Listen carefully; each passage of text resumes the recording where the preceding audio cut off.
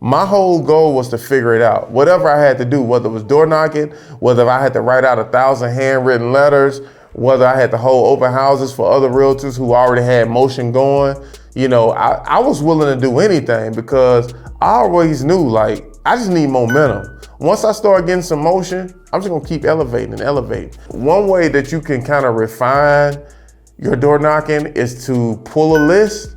Let's say you're gonna pull a pre-foreclosure list, somebody who's about to lose their house, they got a court date.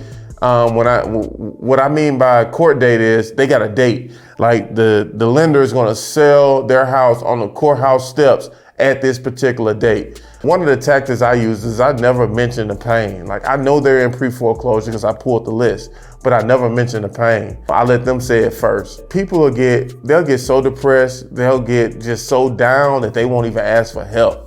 You gotta go out here and seek these people and let them know how you can help them.